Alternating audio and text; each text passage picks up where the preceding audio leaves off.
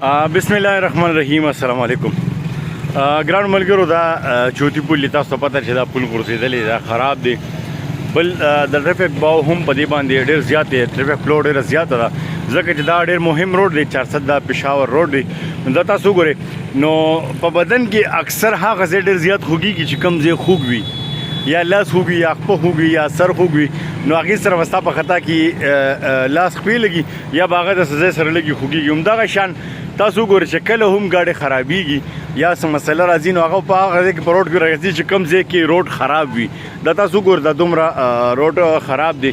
بل د دې هم ډېر وخت شو دا د سابقه MNA عمران نیازي کرامات دي چې ځان له ګړۍ خرڅولی شي او روډ جوړولی شي بنیګاله ته، خو د چارسدې د خلکو پروا نه کوي او غم نه کوي. دا تاسو وګورئ د KPK څه حالات شو د 10 ساله ګورنمنټ کې د PTI او بیا د هغې نه پس چې کم دی دلته عمران خان MNA جوړ شوي دي. د چارسدې خلکو ول ډېر په مینه په شوق سره اوټ ورکړو. خو تاسو وګورئ چې هغه دلته چارسده کې یو میګا پراجیکټ هم اناونسمنټ نه دی کړی، اعلان یې نه دی کړی. دا تاسو وګورئ ډېر زیات تکلیف دی. دا اوس دا ټرک خراب شوی دی د چوتي پل پېښور روډ دی. نه تاسو وګورئ او د دې سره تاسو د ټریفیک دا حالات وګورئ چې هم ډېر زیات خراب دي. نو ټریفیک والا ولاړ دي، اول یو سایډ نه ګاډي روان شي بیا د بل سایډ نه ګاډي روان شي.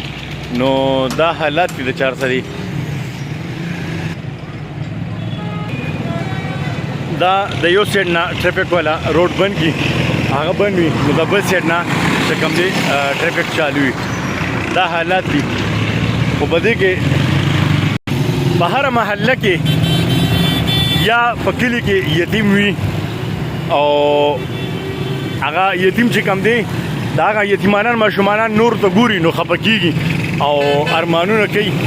نو دغه شان په ضلعو کې په ښارونو کې چارسده یتیمه ده او د چارسدې د خلکو سوچ نشته، فکر نشته چې د دې خلکو سوچ وي دلته خپل د ضلعې قیادت چې کوم دی لیډرشپ چې کوم دی هغې له به اوټ ورکړو او هغې به دا ترقیاتي کارونه کړو. څنګه تاسو کتلی شئ مخکې د NP په دور کې څومره کارونه شوي دي یا داسې نور د MMA ګورنمنټ وګورئ نو خو کافي کارونه پکې شوي دي.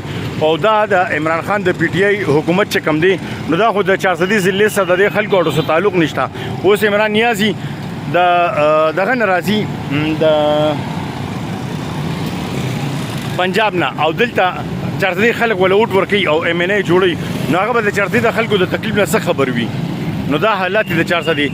څنګه چې په محله کې یو ماشوم وي یتیم وي او نورو خلکو ته ګوري او هغه خفه کېږي او دا بل ماشوم چې پلار وي جمدي وي هغه له ارڅه کوي نو دغه شان د چارسده هم یتیمه ده.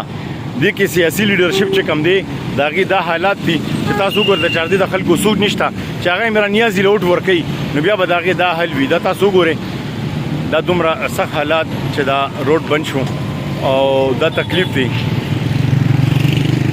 چرته چې مو اوسئ ښاد او آباد او خوشحاله اوسئ. یو جهان مننه.